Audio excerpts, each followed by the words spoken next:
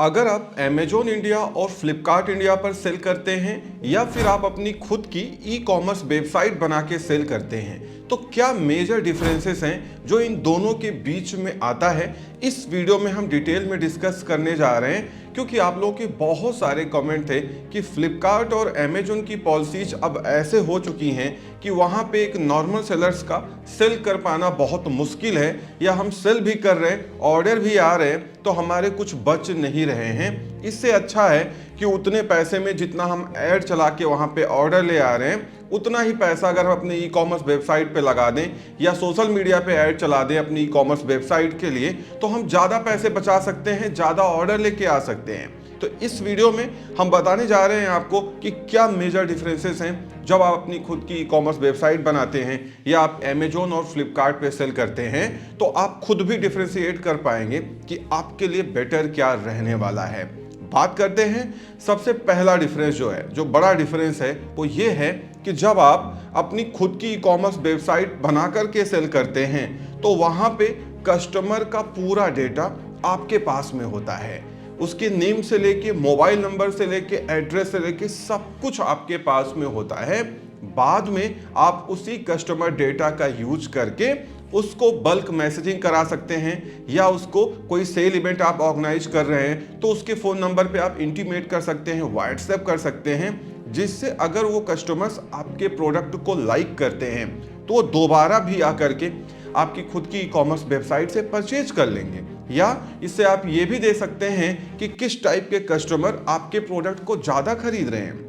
But जब बात आती है अमेजोन और फ्लिपकार्ट पे सेलिंग करने की, तो वहाँ पे ये दोनों ही ई कॉमर्स जाइंट सेलर्स को कुछ भी नहीं बताते हैं, कस्टमर का कोई डेटा आपको नहीं मिलता है, बल्कि ये दोनों ही कंपनीज वो डेटा का यूज करके जो इनके इनडायरेक्ट पार्टनर हैं उनको दे देते हैं, और वही प्रोडक्ट जो आप बेच रहे हैं आगे चल के इनकी कंपनीज खुद ही बना लेती हैं और आपसे सस्ते दाम पे उसको बेचने लगती हैं। फिर आपकी विजिबिलिटी या तो कम हो जाती है या आपका प्रोडक्ट बिकना बंद हो जाता है। ऐसा मैं नहीं, सीसीआई की रिपोर्ट में सब लिखा था, कंपटीशन कमीशन ऑफ इंडिया ने क्लियर बताया था कि अमेजोन और फ्लिपकार्ट स्मॉल सेलर या मीडियम स्केल जो सेलर्स हैं उनका जो डेटा है सिर्फ मिसयूज करने के लिए, उनको अपने प्लेटफॉर्म पे सेलिंग करने के लिए अलाउ कर रहा है कि उन डेटा का यूज करके वो चीजें हम खुद ही कर पाए। बात करते हैं सेकंड बड़े डिफरेंस की, दैट इज विजिबिलिटी।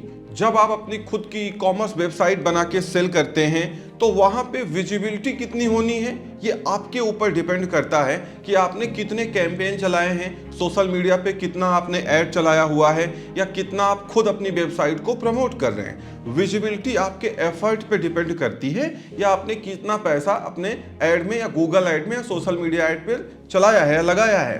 बट जब बात आती है अमेजोन और फ्लिपकार्ट की, तो यहाँ पे विजिबिलिटी आपके हाथ में बिल्कुल नहीं है।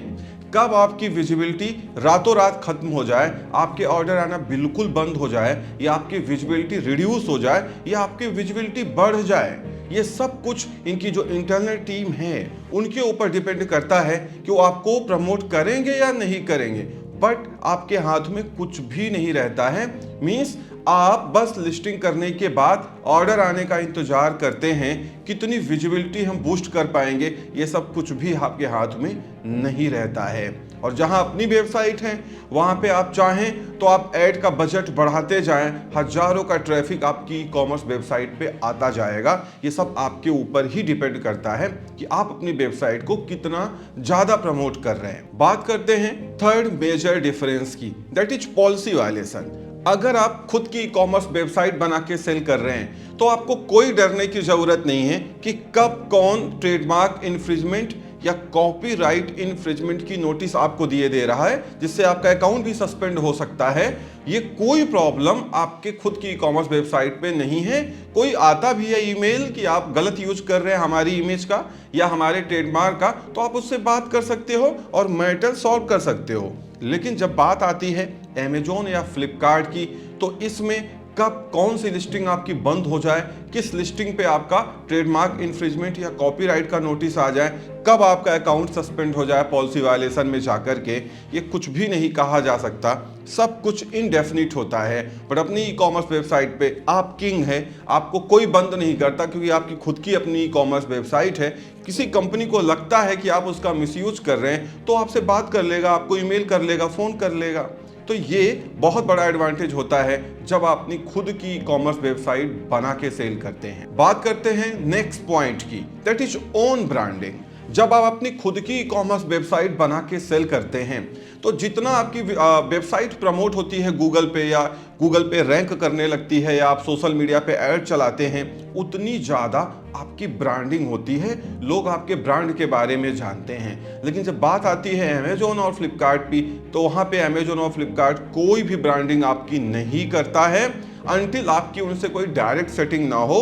अमेजोन और फ्लिपकार्ट ये कभी नहीं चाहेगा कि एक नॉर्मल सेलर उनके यहाँ प्रमोट हो जाए, क्योंकि वो अपने इनडायरेक्ट ब्रांड के थ्रू सब कुछ खुद ही सेल करना चाहते हैं। तो आपको प्रमोशन मिलना बहुत मुश्किल है, इसीलिए वहाँ पे आपका ब्रांड कभी हाईलाइट नहीं हो पाता है या कभी ग्रो नहीं हो पाता है।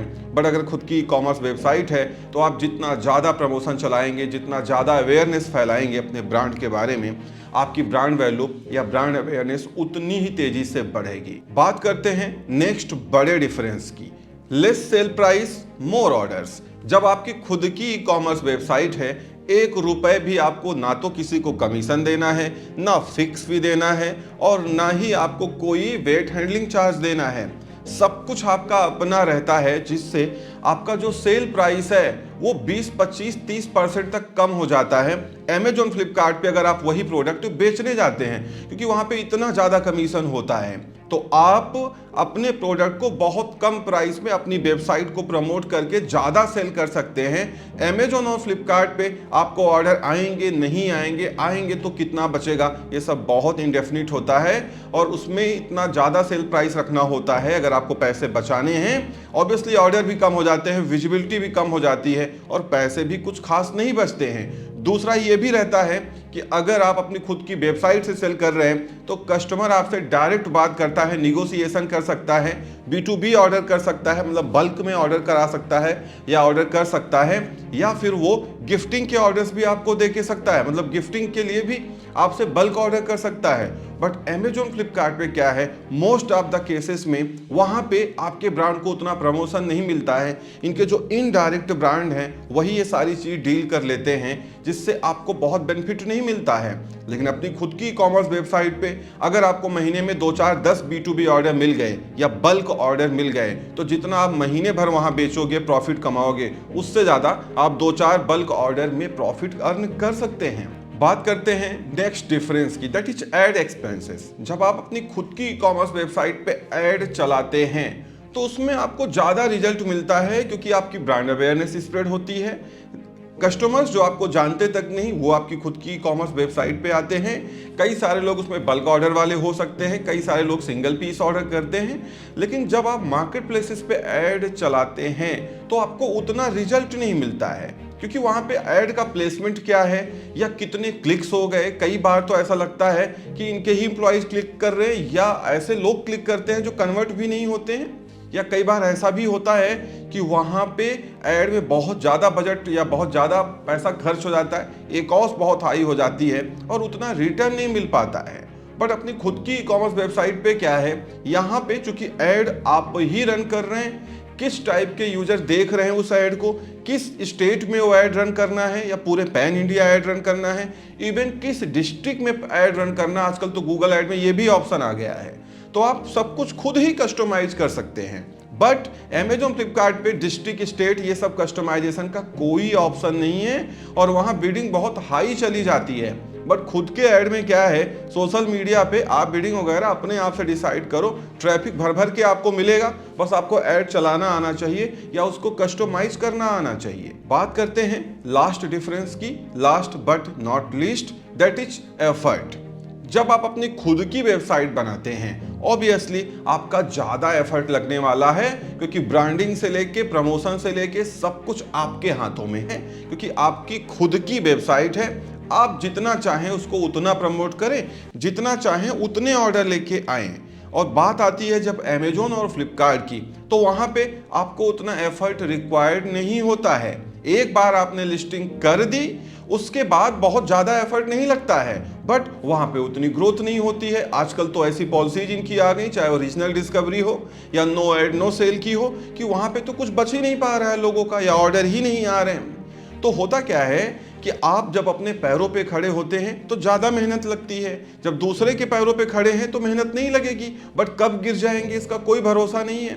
इसीलिए अपनी खुद की ई कॉमर्स वेबसाइट पे एफर्ट तो ज़्यादा लगता है, मेहनत ज़्यादा लगती है, बट यकीन मानिए 1 से 1.5 साल अगर आपने मेहनत कर ली, मन लगा करके, टाइम पास नहीं करना है, मन लगा के अपनी वेबसाइट को चलाना है, बहुत अच्छे पैसे आप अर्न कर सकते हैं। और अमेजोन फ्लिपकार्ट पे क्या है, वहाँ एफर्ट तो नहीं लगता है, बट कोई भरोसा नहीं कब आपका अकाउंट बंद हो जाए, कब लिस्टिंग डिलीट हो जाए, कब कॉपीराइट आ जाए, कब कोई पॉलिसी वायलेशन का नोटिस आ जाए, या कब आपके ऑर्डर बिल्कुल ही फ्रीज हो जाए।